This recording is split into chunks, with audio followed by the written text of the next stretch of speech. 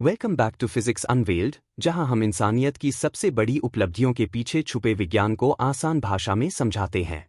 आज हम outer space में एक नई यात्रा पर निकलेंगे, मार्स मिशंस के पीछे के फिजिक्स को एक्सप्लोर करने। स्पेसक्राफ्ट लॉन्च करने से लेकर लाल ग्रह पर रोवर्स को लैंड कराने तक, हर एक कदम प्रिसाइज फिजिक्स पर डिपेंड करता है।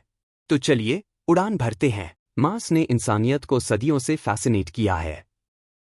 सूरज से चौथा ग्रह होने के नाते इसे एक्सप्लोरेशन का अगला फ्रंटियर माना जाता है। पर सवाल ये है, क्यों मार्स? क्योंकि ये अर्थ के रिलेटिवली करीब है, यहाँ का डे लेंथ भी लगभग अर्थ जैसा है, और एविडेंस के हिसाब से कभी यहाँ लिक्विड वाटर भी था। मार्स तक पहुँचना कोई आसान काम नहीं है। इसके लिए चाहिए ऑर्बिटल मैकेनिक्स की गहरी समझ, यानी स्पेस में ऑब्जेक्ट्स कैसे मूव करते हैं, उसका फिजिक्स। स्पेसक्राफ्ट को मार्स तक पहुँचाने के लिए होमान ट्रांसफर ऑर्बिट का इस्तेमाल किया जाता है। ये एनर्जी एफिशिएंट पाथ है जिसमें स्पेसक्राफ्ट को सूरज के चारों ओर इलिप्टिकल ऑर्बिट में लॉन्च किया जाता है, और वो परफेक्ट टाइमिंग के साथ मार्स के ऑर्बिट को क्रॉस करता है।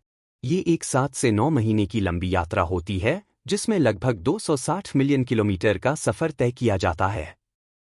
मार्स पर पहुंच जाना ही काफी नहीं है, उसकी सतह पर सेफली लैंड करना सबसे बड़ी चैलेंज होती है, जिसे कहते हैं 7 मिनट्स ऑफ टेरर। मार्स का एटमॉस्फेयर बहुत थिन है, इतना पतला कि पैराशूट से स्पेसक्राफ्ट को धीरे करना मुश्किल हो जाता है, और इतना डेंस की एंट्री के वक्त हीटिंग प्रॉब्लम क्रिएट होती है। इसलिए इंजीनियर्स हीट शील्ड्स, पैराशूट्स और रेट्रो रॉकेट्स का कॉम्बिनेशन यूज करते हैं ताकि लैंडर सेफली स्लो हो सके। ये फोर्सेस और परफेक्ट टाइमिंग का डेलिकेट बैलेंस ही इंजीनियरिंग और फिजिक्स की ब्रिलियंस को दिखाता है। मार्स की सतह पर पहुंचने के बाद परसेवरेंस और क्यूरियोसिटी जैसे रोवर्स वहां कटिंग एज इंस्ट्रूमेंट्स के साथ एक्सप्लोरेशन करते हैं, लेकिन वहां सिंपल टास्क्स भी कॉम्प्लेक्स फिजिक्स पर डिपेंड करते हैं।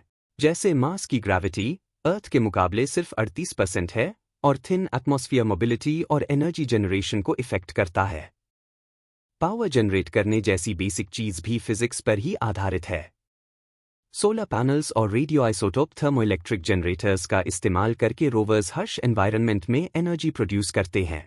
मार्स मिशंस के साथ कम्युनिकेशन भी एक चैलेंज है। सिग्नल पहुंचने में 5 से 20 मिनट तक का टाइम डिले हो सकता है, प्लैनेट्स की पोजीशंस के हिसाब से। सिग्नल्स लाइट की स्पीड से ट्रैवल करते हैं, पर इतनी लंबी दूरी में पेशेंस रखना जरूरी है। Space agencies deep space network का इस्तेमाल करती हैं कमांड्स भेजने और रिसीव करने के लिए। मार्स मिशंस तो बस शुरुआत है। फ्यूचर में हम सैंपल रिटर्न मिशंस और यहाँ तक कि क्रूड मिशंस भी प्लान कर रहे हैं, ताकि इंसान वहाँ अपनी मौजूदगी दर्ज करा सके। ये मिशंस फिजिक्स और इंजीनियरिंग की हमारी अंडरस्टैंडिंग को नई ऊंचाइयों तक ले जाएंगे। रीयूजेबल रॉकेट्स से लेकर लाइफ सपोर्ट सिस्टम्स तक हर एक एस्पेक्ट इनोवेटिव साइंस एप्लीकेशंस पर डिपेंड करेगा।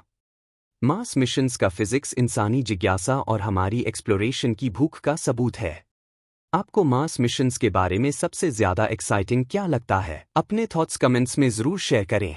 और हाँ, लाइक, सब्सक्राइब और बेल आइकन दबाना ना भूलें, ताकि आप फिजिक्स अनवेल्ड के साथ और भी मजेदार जर्नीज का हिस्सा बन सकें। अगली बार फिर मिलते हैं।